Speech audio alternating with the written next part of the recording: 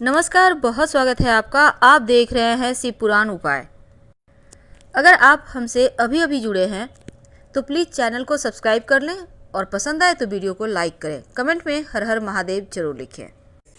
हमारे हिंदू समाज में हर व्यक्ति पूजा पाठ करता है। पूजा ना भी करे तो उसके घर में एक भगवान की तस्वीर जरूर होती है, जिसको वो रोज़ कम से कम घर से बाहर निकलने के पहले सुबह शाम नमन जरूर करता है, प्रणाम जरूर करता है, ताकि भगवान उनके जीवन के कष्टों को दूर करे और घर में खुशियाँ भरे, मानसिक सुकून दे।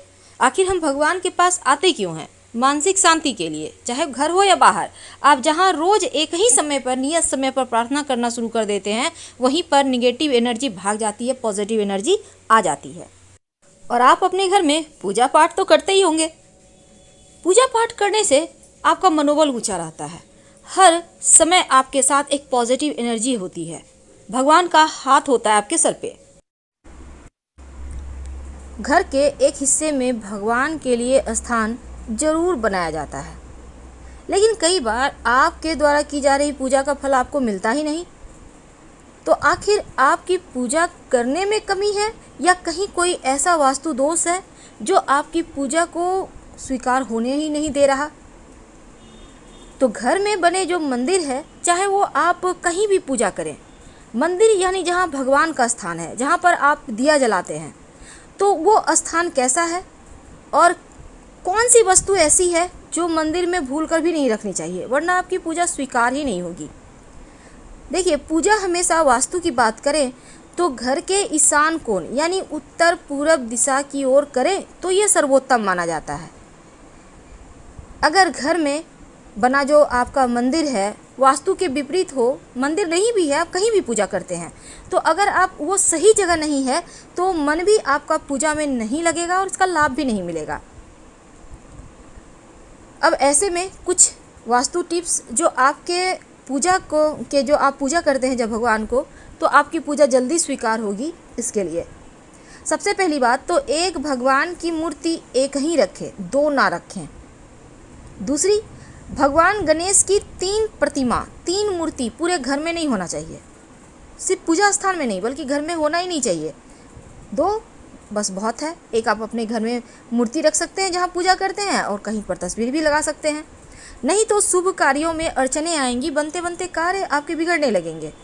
वास्तुशास्त्र के अनुसार घर के मंदिर में कभी भी टूटी फूटी हुई मूर्ति या तस्वीर है, बहुत पुरानी हो गई है, ऐसे तस्वीर की मूर्ति की पूजा ना करें, वरना नकारात्मकता बढ़ेगी और देवता भी नाराज होंगे। घर के जो मंदिर है, जो पूजा स्थान है, हमेशा उत्तर पूर्व दिशा में ही बनाएं।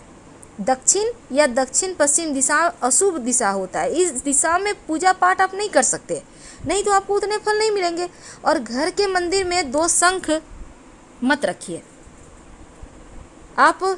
अब जैसे बहुत सारे घरों में होता है कि आप एक शंख स्थापित कर देते हैं, एक बजाते हैं। देखिए, जो स्थापित कर दिए वो तो ठीक है, पर बजाने वाला एक साथ ना रखें, उसे हटाकर कहीं अलग से रखें।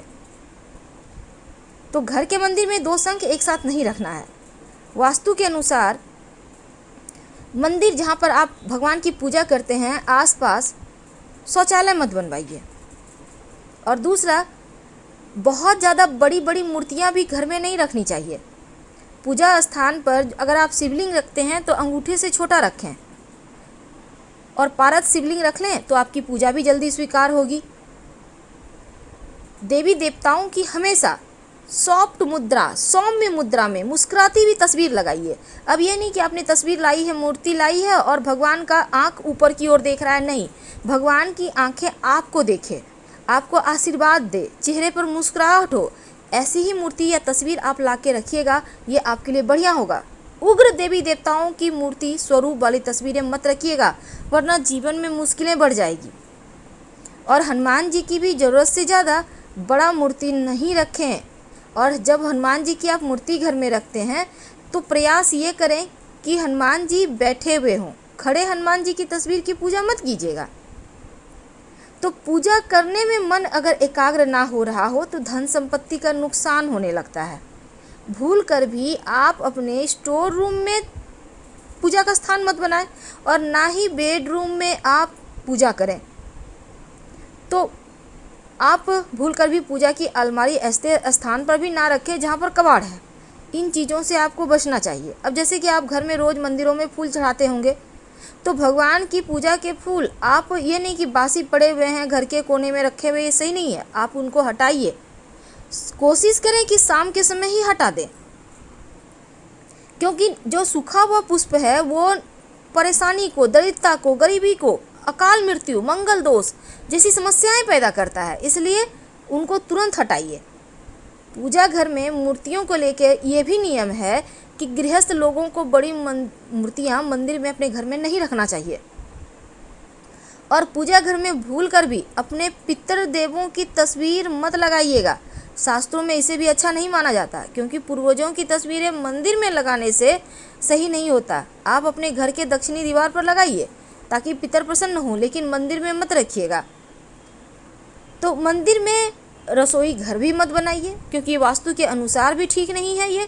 और शंख को भगवान विष्णु का प्रतीक माना जाता है, इसीलिए हमेशा इसको बदलिए मत, बल्कि शंख को आप रोज़ बजाइए, सुबह 3 बार, शाम में 3 बार। अगर आप लड्डू गोपाल की पूजा करते हैं तो उनकी सेवा कीजिए, उनको रोज़ स्नान करवाइए, वस्त्र बदलिए, और कम से कम प्रतिदिन उनको 3 प्रहर में कम से कम भोग और प्रसाद जरूर उनको अर्पित कीजिए। अगर लड्डू को गोपाल को लेकर आप कहीं जा रहे हैं तो आप लेकर जाइए, उन्हें घर में बंद करके मत जाइएगा, क्योंकि उन्हें बिना भोजन कराए आप खा भी नहीं सकते।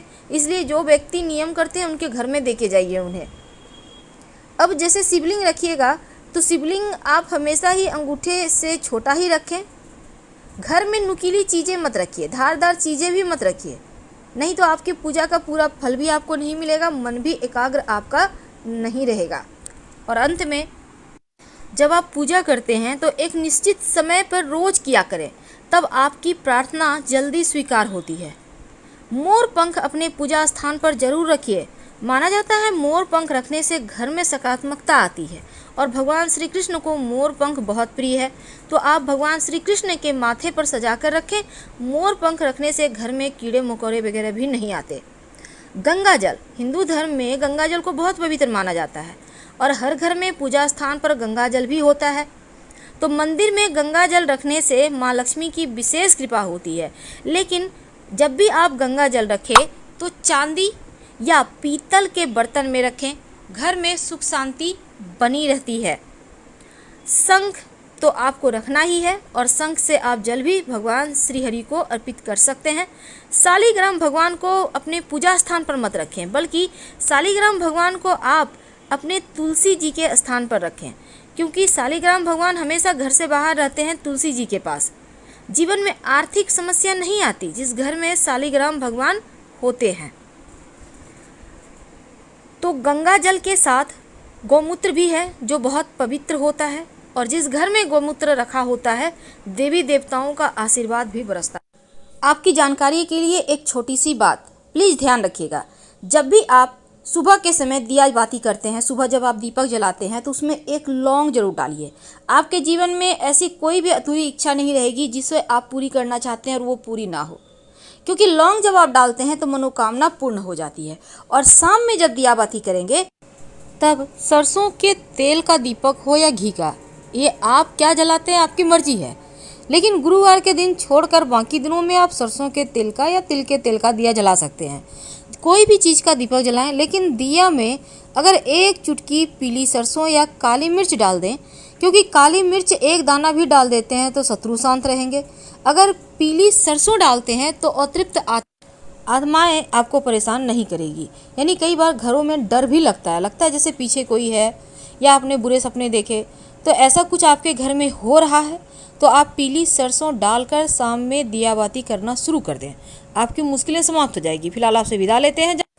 जानकारी अच्छी लगे तब लाइक कर सब्सक्राइब करें, और कमेंट में हर हर महादेव जरूर लिखें।